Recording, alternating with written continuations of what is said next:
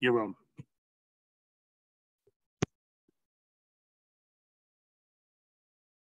Well, good afternoon, good morning, good evening, wherever you are. Welcome to this webinar. We're just going to wait a few moments so that we can allow the visitors to spool in, and then we'll get going. But we'll have a sort of 30-second pause while this happens.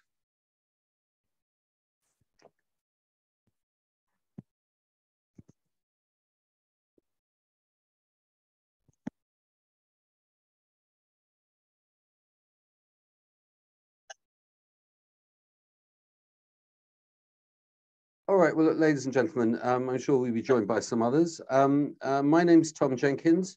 It's my enormous privilege to welcome you to this webinar on Europe as a destination. I'm absolutely delighted to be joined by Miguel Sanz Castedo, who is the Chief of Spain Tourism, but he's also Chairman and President of the European Travel Commission.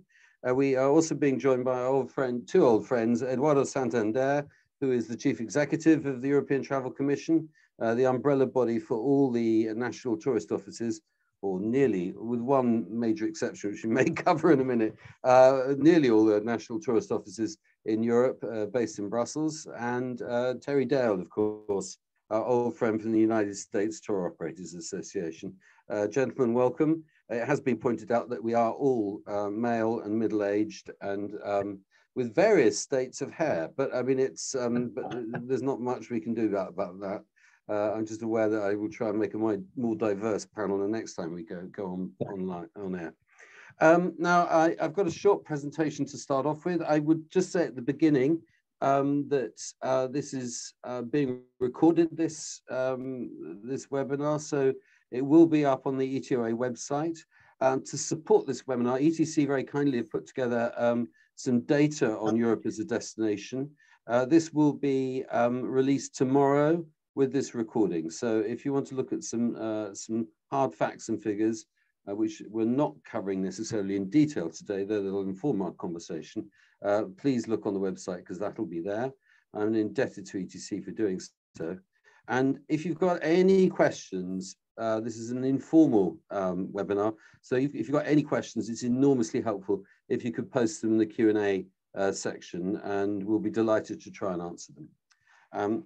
Now, I have a short presentation at the beginning, and I will embark on it. One moment.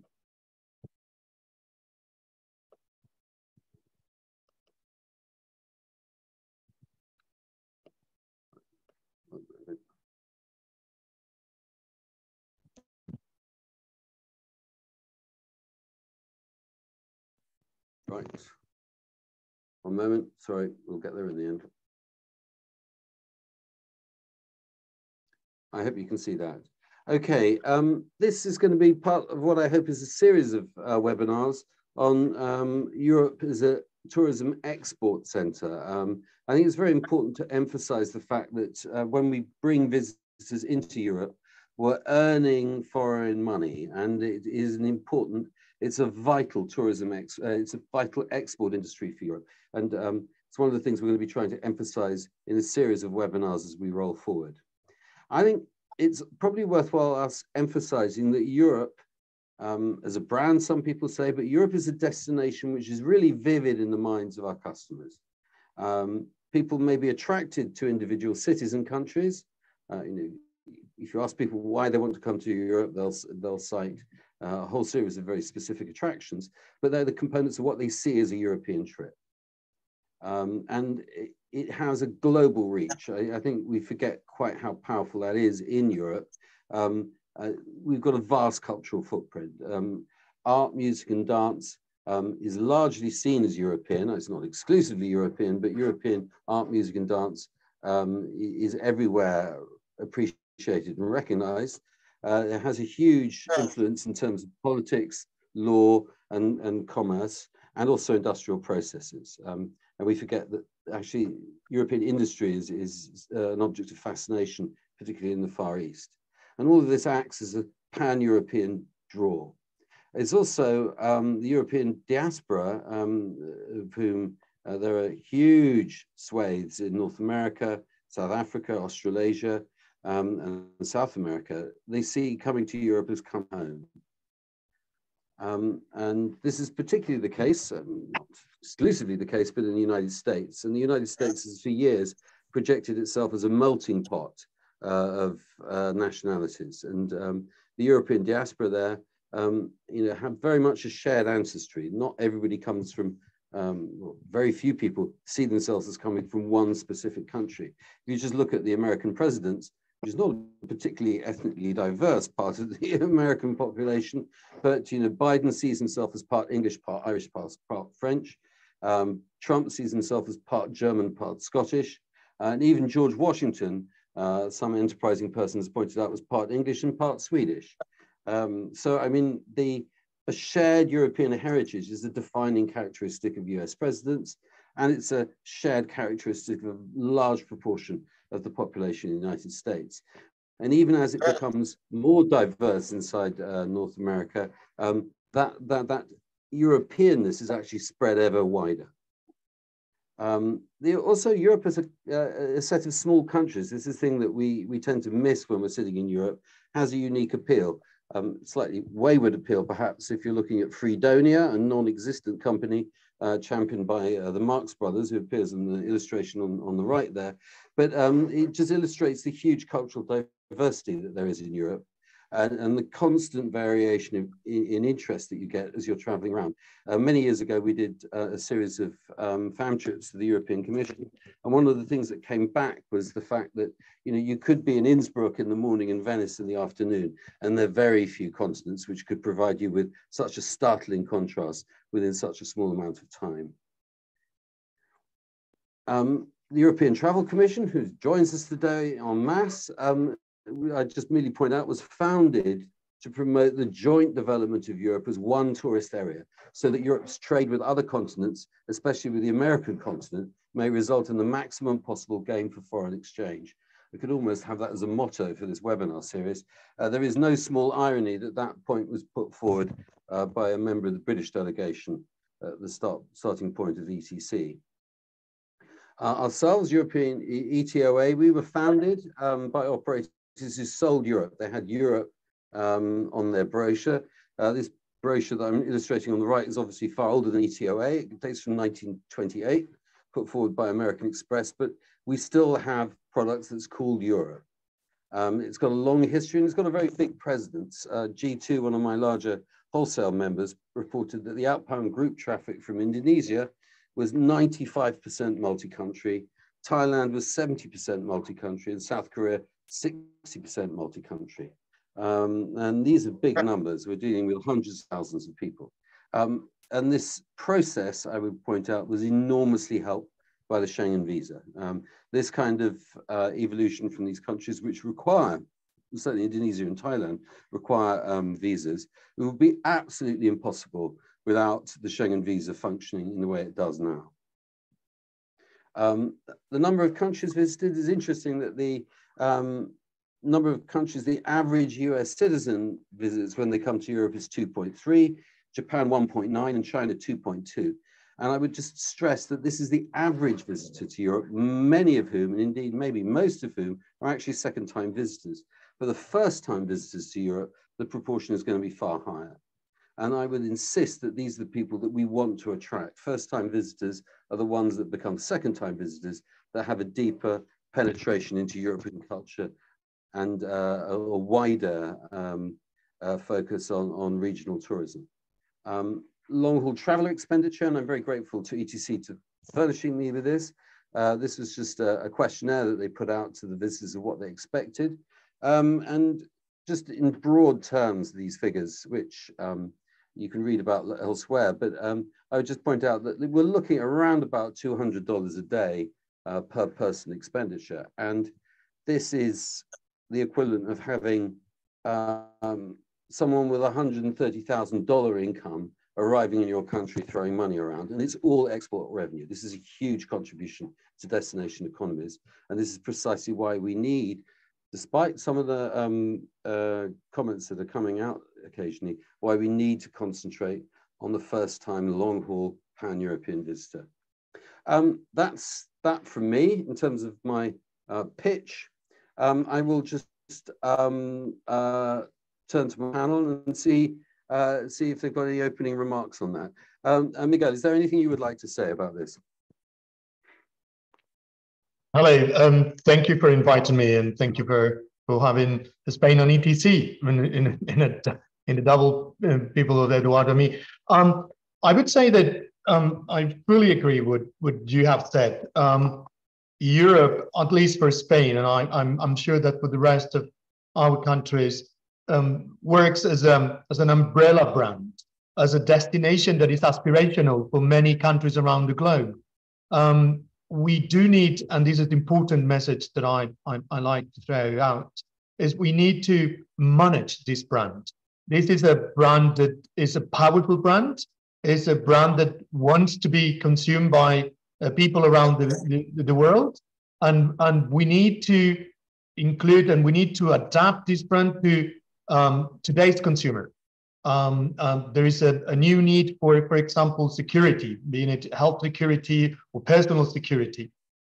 We need Europe to have a strong security values, and in its core values, security has to be at the top. We also need to be, perceived as a top destination across the continent, because we share many values, as you said, culture, the art, and a specific way of life, protection, a quality of life, unparalleled to many countries and to many other countries in the world. And this makes us an aspirational destination that is not, we are not aspirational by chance. It's not all the work of European tourism or travel professionals, but we need to influence the power of this brand. And this is something that we do through ETC and that we do in Spain as well. And we do use the storytelling of being a European country when we have to promote Spain in, for example, Latin America and South America, or when we have to go to Asia or North America, because of the ancestry, because of the shared values, because of the shared culture. And I think that this is an important subject that we do work on at ETC. Fantastic. I mean, Terry, is this a perception you share? Completely. And let me just start by saying, I just want to remind our friends who are with us today on this webinar that Europe is core and critical to the health of the USTOA membership. So every 2 years when we do our PricewaterhouseCoopers study and we rank the 20 countries that are most profitable from a sales perspective and numbers perspective, 16 out of the 20 countries are European. So without this partnership, we don't survive. So you are critical to our financial health and, for us to provide great experiences to our customer base. I want to touch a little on what Miguel was saying, because I think we're in a situation now, post-pandemic, where it used to be so much about marketing, and now it's about management. How do we strike the right balance? Because we want, the people in Spain to welcome the US traveler, but not feel like they are a burden and draining, the environment in Spain.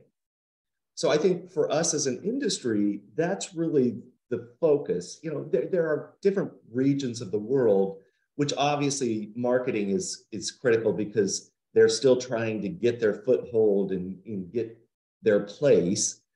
But with Europe, it's like finding the right balance. And I think that that's our opportunity, so that we make the residents, the citizens who call Europe home, feel comfortable with the contributions economically that the US traveler brings, but we want the right balance. So that's my comment. What an interesting point. I mean, you're raising the whole issue of welcome, which is not just the welcome that people receive before they come here, i.e. the processing and the technical difficulties or ease with which they can book Europe, or but also how they're being handled logistically almost within destination, and the political situation into which they find themselves. What an interesting point, Mr. Dale. Thank you very much. Eduardo, over to you. I know you have opinions on this. Yeah, I have a few, but thank you so much for having ETC today, and with the representation of Miguel and myself, and obviously Terry, a very good old friend. It is a huge privilege to share our insights with you. Well, I mean, you, Tom, and Miguel and Terry refer to the word aspiration, you know, like Europe is an aspirational destination and so on. The aspiration that we have in Europe is actually to not only become the first destination, you know, like in terms of visitors, expenditures, which are very important. Of course, you know, we live in we're not naive. This is a profit margin driven industry, and it's not going to change. But, you know, our aspiration is actually to diversify that into not only become the first, but also the best destination. The best is not as easy to quantify as it is, you know, with first. That requires, you know, a new setup of obviously research, indicators, and also an alignment with a lot of actors and actresses within the European tourism industry and outside of it. And this is where probably the challenges post-pandemic, if you want, but even pre-pandemic was already the path to follow, is that we need to be very assertive in the new way that tourism is going to be perceived, is going to be sold, and is going to be consumed in the decades to come.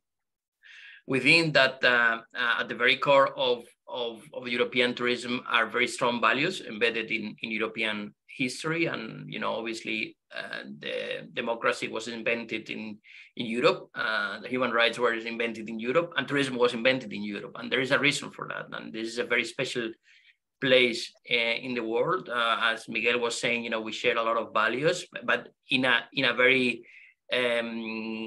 let's say bundle of diversity too, you know, so you cannot compare the Baltic countries with the Mediterranean countries, although they share a lot of values of, you know, rule of law and, you know, democracy, and definitely in a way of seeing life. And Miguel was referring to obviously the quality of life, and something that it has been replicated all over the world.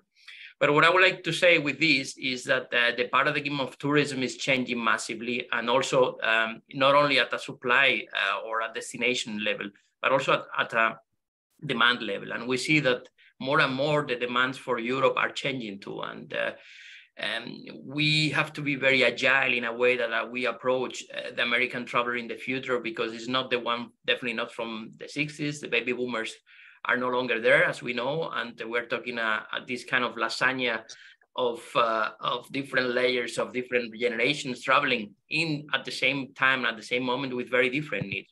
Moreover, demographics are changing here in Europe and also in America. So this we have to adapt it very quick. That you know, it's not about serving equals to equals. We are now in a situation that sometimes we don't understand so well what the new generations want or desired or expect. And therefore, I think in the core, on top of what Miguel and Terry have said already, we have to keep working very much on deep research and partnering with a lot of industries that traditionally maybe have not been put together with tourism. You know, I'm referring here, for instance, perception of local citizens on tourism impacts on their lives. You know, like we at ETC defend the principle that better places to live are better places to visit too, you know, and this goes to the very core of your presentation, Tom, where people were mirroring themselves with Europe, you know, in the past. So again, this is a very, very strong change, and I think we haven't understood yet the impact of this in the next decades to come. And I think we have to work very, very close together from both sides at both sides of the Atlantic for this. Gosh, if I could just pick up from Eduardo. Definitely, he used the word local, which it's all about local. And I feel like we have a responsibility as an industry to direct our economic impact to neighborhoods and countries that can benefit most from our economic power. And so I really think it's key for us to be mindful of, let's look at where we can put our economic power to those local neighborhoods, communities, countries that can make a difference, because we can make a difference. And to make sure that we somehow spread out into those areas that may not be the best known, but we can help those neighborhoods. And I think that when you talk about locals, Eduardo, I am a firm believer that that's the future. That's how we can make a difference. And we're also then being more sustainable if we're getting our reach to kind of unknown territories. But anyway, I applaud the word local. Miguel, if I can pick up on what Terry was saying, I think this is crucial, because if we want to develop and we want to grow as an industry in a different way, as we have done over the last 50 years, we have to change our indicators, our KPIs. So I'm just in the process of writing an article why in Spain we should stop making news about the number of tourists that visit the country. Because this is not our KPI. This is not something that indicates that the tourist industry is going well in Spain. There are many other indicators that can show if the development of the industry is going in the direction that is benefiting the most our local communities, our industry, our employees, our the retention of talent, and this is key. And we are. We had also the working group for statistics at the UN and the WTO here in Madrid, and I think that it's key that we develop and we press for new indicators. For example, I'm trying to persuade our media here in Spain that and the whole government is that it's not the number of visitors, but it's the number of days spent in our country, no matter for how many tourists. It is our basic unit, the basic unit that we sell in tourism is the day of stay. Because it's not best to have 3 tourists that stay one night than 1 tourist that stays 3. And if you know what I mean. So average spend, days of stay, but also new indicators as CO2 emission per visitor or per stay, or the employment created for an additional visitor or for an additional stay, or what is the pay, how much they earn, how long do they work for, what is the retention capacity for those work created in tourism in the different segments. So this is a key aspect to go where Terry was pointing at, that tourism, as any other industry, has to benefit first of all the communities that receive those tourists, and it's not the same in different destinations. There are destinations very professional and that have a very strong industry. In the case of Spain, like the Balearic Island, and they needed quantities also measures is good because they have master a tourism product that can and that permits to accommodate a certain high number of people. But there are other destinations within Spain, small villages around the mainland that suffer when they receive too many tourists at the same time. So we need different policies and different strategies for each destination. Nobody would want to go to Ibiza if he's empty and no one is there to fill up the nightclubs. But no one would want to go to the small village of Toledo or Segovia if it's full of people. So it's different strategies, different KPIs to make it, and the word is sustainable from an environmental point of view, but also from an economic and social point of view. It's an interesting challenge on which we have opinions. But Eduardo, is this something you've got an angle on? Absolutely. Miguel has hit the bull's eye with it. It is a change of paradigm, and we want it or not. And we in Europe, there's something which is called now by the media the social rejection of tourism, which is bad. Because people used to come to Europe, or the main core of coming to Europe for a tourism mean is because you want to feel like a local, you want to feel like a Spaniard or like a French, or at least for the duration of your holiday. But this is changing now because because of the problems that Miguel was mentioning before. Over trampling, or let me give you two figures. 93% of all European destinations suffer seasonality. So what happens is it's a problem of management. The other 7% are main urban cities. You can imagine London, Paris, Madrid, and obviously they always have a thing. But the rest they all suffer seasonality. And let me give you another figure: 85% of European tourism entrepreneurship are SMEs, which means small and medium-sized enterprises. Mostly of them are not even small, are micro enterprises, very small micro enterprise, family-owned business, and so on, that heavily depend on that kind of seasonal work that comes, twice or three times a year. So you see, it is a very, very, let's say, sophisticated and difficult balancing act. We are not, we cannot also unplug the cable and say, okay, this cannot be like, we see like that this rejection is occasionated also like overruling, or maybe like very strong policies. We've seen it also with the cruise line sometimes, that kind of. So I think we have to come back to what we call dialogue, and tourism is not like a black and white thing. It's like a rainbow, if you want, because you have so many different sectors here. You have obviously the main pillars of tourism: transportation and accommodation, okay? But many of them are not even regulated by the same entity. And therefore rules cannot be like applied generally for all of them. You have in between, agro-food, you have in higher education, you have a lot of things that have to do also with tourism, but they are not called tourism.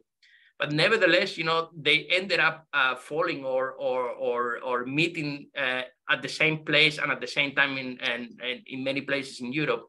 And this is occasionating, obviously, not only a problem, but also a point of inflection for reflection too. And this is what Miguel is referring as, Spain needs to change also the model, because this model has worked, but it's not only in Spain. And I'm referring here to Spain because a very mature and very well-known destination, but Europe is made of many other destinations and not so well-known or so mature, or they started the tourism cycle or life, if you want, like only 20 years ago, like see Croatia, see some of the Baltic countries, see some of the Balkan countries like Montenegro, Serbia, and so on. And they're all beautiful places to visit, and they're amazing places. But obviously, you cannot compare pears and apples. Like also infrastructure is difficult, and the starting point is very, very different too.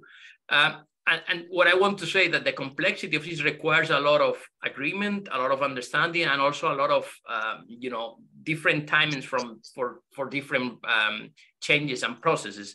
And this is where also I would like to refer what I said before.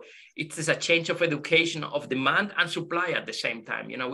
We really have to run in parallel here. We cannot just tell to or put all the responsibility on the supply side, say you have to do this, you cannot do this and the other. Tourism is a hedonistic, egoistic act. Nobody goes on holiday to suffer, or to be told not to do this. And so, you want to enjoy yourselves, you want to enjoy, your beloved ones, your friends, your family, whatever it is.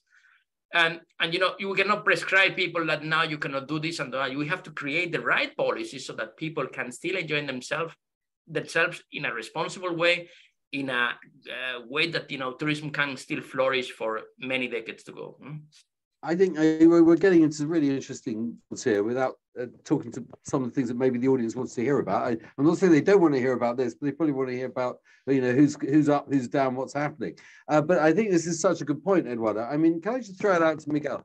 Miguel, we've got an angle on this, which I'll shut up about, but what's a good cultural tourist from your point of view? What does Spain want to attract? well, we do want to attract everyone. I mean, Spain is a multi, interest destination, and if you dream about it, we have it. But I think the matter is how Spain is known and is probably the favorite, vacational destination in the world. Our sun and beach destinations in the Mediterranean coast, the two archipelagos, are the most successful and visited destinations of the last 50 years, not only in Europe, but probably of anywhere else.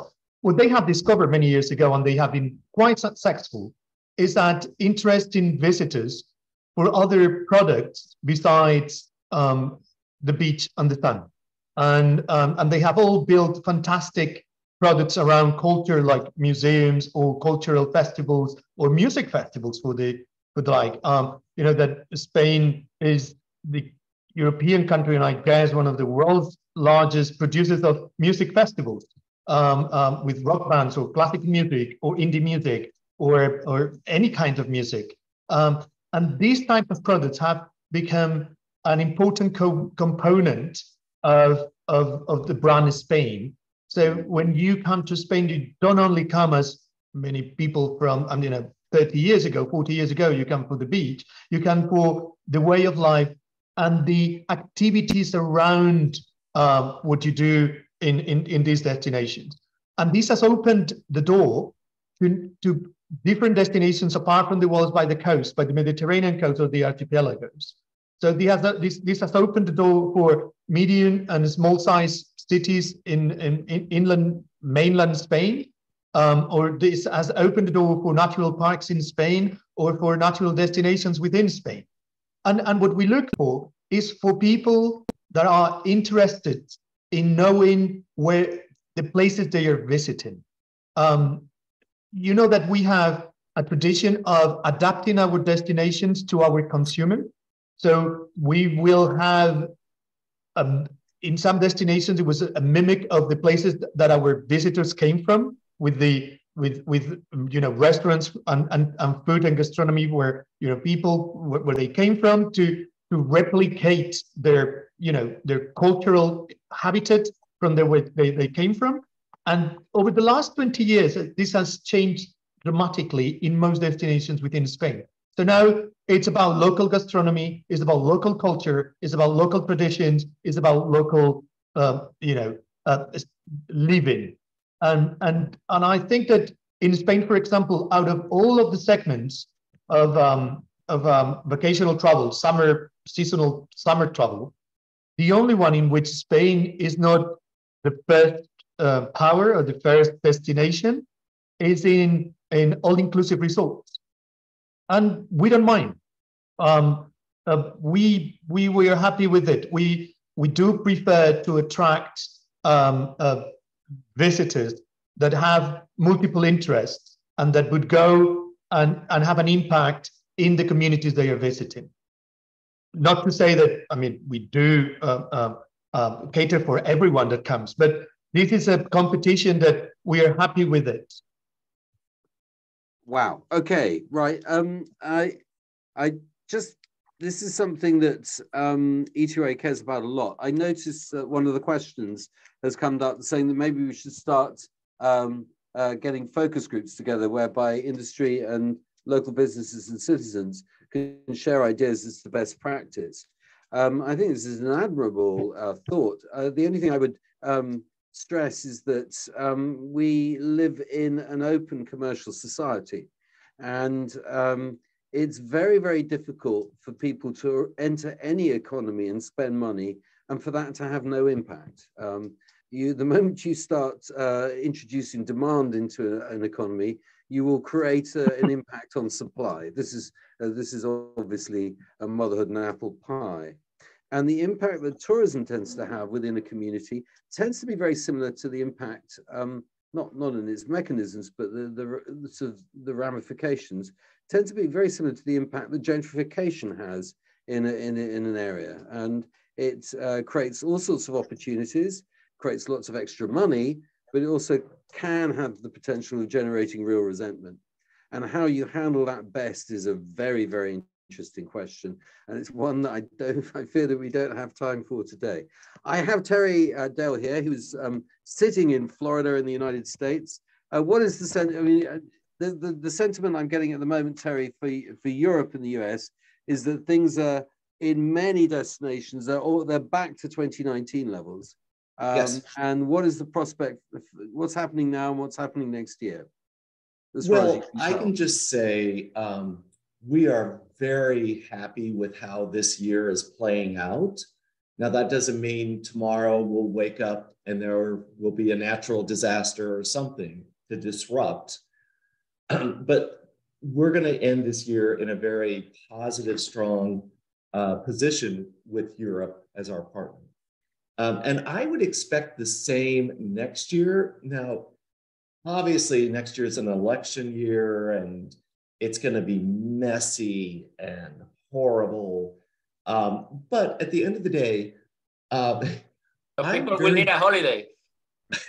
Yes, exactly. That is not going to stop the US consumer from traveling to Europe. And so I think next year is going to be equally, if not stronger than this year. I will say, and we all know this, it's not easy to travel. I consider myself a professional traveler.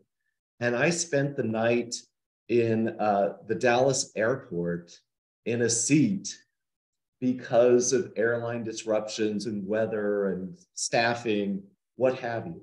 So it's not easy to travel, but the appetite and the desire is so strong, and I believe that that will continue through 24, that they're not going to lease that new car, they're not going to buy a new refrigerator, but they are going to travel. And where are they going to travel to? Europe. It's that pure and simple. I mean, they'll go obviously to other parts of the world, but the core of our base is focused on Europe. And so that will continue through 24 and the foreseeable future. My opinion, I'm not an expert.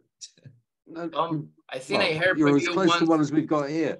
Eduardo, please, over to you. I'm afraid I'm gonna quote you, because I heard you once that it is an ox to say that you can choose the tourist you want. In the free world, either you are traveling or going, or or living or traveling into a part of the free world. Everybody has the choice, and as long as it's on the shelf, people will buy that product. Like being all inclusive or boutique 6-7 stars. But the point here is whether we can influence, policy making. We can, as destinations, also help, Terry, looking at you, tour operators to redefine, to reshape, to rewrite, the ways we travel. And this is the problem that we have. We cannot tell people what to do in the free world. If they want to do this and that, they will do it in the end, unless you travel to North Korea, and then, they choose their tourists. But, Europe, it's a free place, and people travel for many, many different reasons here. And, some people are very interested in high-end products and spending like thousands of dollars on a day, and some people come in a different budget too, for many different reasons. What we can do, and this is what like a little bit of a reality shock that we all have to have at a certain point, is that the time is now to start, in this kind of multi-layer, to start, and believe it or not, the pandemic was the catalyst, but that started before, that we have to do these changes, we want it or not. In Europe, we have even the regulator of the European Union telling us that tourism has to become greener and more digital by 2030. And by 2050, we have even to reach some targets that are very challenging on decarbonation and so on. And these are serious things. These are not, we're not, we are telling to companies that operate with structures and with systems and processes that are, very profitable, that they have to change, not from scratch, but, there is a transition in between. And I think we have a huge responsibility now as, from a tour operator association and from destination point of view to start, with this kind of educational path, what we were saying before about the aspiration to come to Europe, that aspiration has to change. Like, it's not the aspiration itself, but the idea, that dream of coming to Europe has to come with a little bit more responsibility, more education, and now we live in the era of information too. It's not that in the past maybe people didn't know, but now we can inform people very easily and reach them on their mobile devices and so on and so on. So it's part of this digital transition that tourism has to go through, that people will find their ways even without consulting a tour operator or consulting a DMO or a national tourism organization or ETC or whoever it is. And this is where we have to be conscious that even our role is ever evolving now in the next 20, 30 years, or even earlier. And my appeal here is that we have to be conscious and realistic about it. There's no way to look at it. At least in Europe, our hands are tied by also regulation that it has to be achieved by 2030, some part of it, and by 2050, another part of it. And this is practically tomorrow, especially the 2030 targets. So yeah, back to you, Tom, in a sense that, we feel very ready for this, but we need to start moving the industry after these strange years, let's call it this festival of Christ that we have had. And now, when we come out of this strange year 2023, which, it's going to be reported, that's probably the record on everything. Definitely, our outlook for this summer is bombastic positively and negatively, in a sense that, we don't know. We also have the issues of bottlenecks, being strikes, being problems with aviation or whatever it is, like that. It's external to us. But again, I think the common dialogue, cooperation, transparency, also in communication, it's going to be, and this is the learnings from COVID, that we can be put on hold from one day to another, and then here we are, resilient again and all. But then let's learn the lesson at least. Thank you, Eduardo. And look, I'm very conscious that we're reaching the end of this webinar, and we have not covered so much. So it gives you an idea that we've got plenty to discuss in future. One person did raise one question, which is, what can we do to make Europe more welcoming for Indian and Chinese visitors? And with specific reference to the problem of obtaining visas. And undoubtedly at the moment, the visa processing times in India and China are pretty woeful. Worse in India, I understand, than in China. But I would just emphasize that Schengen has been the great story for both those origin markets that was unleashed back in the early noughties. It really took hold. But Schengen is an enormously complicated beast to reform. And if you're going to try and change the visa process for these countries, you're going to have unanimity throughout all the Schengen countries.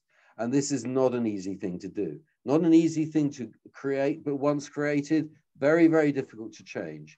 They're changing, but it's going to be glacial, that progress, unless somebody very big and powerful arrives to crack a whip and change things. So I think it's acutely difficult for Europe to achieve reform in that area. They are looking at it.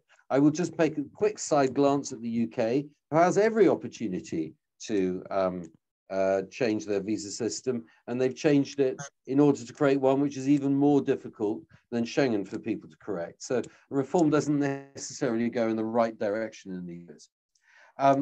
Things we haven't covered, we've not covered what the current markets look like.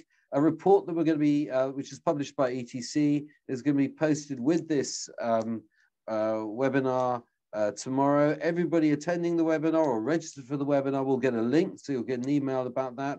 It will be freely available. It is really down to me to note that we've not heard Miguel on the enormously important Hispanophone market for Europe, which is one of the great, big and growing markets, not least in the United States, but we will have to cover that on another occasion. It's just down to me to thank Miguel, thank Terry, and thank Eduardo for contributing, and thank you, audience, for taking part. And I hope this is the beginning of a very long discussion. Thank you very much, and goodbye. Bye-bye. Thank you.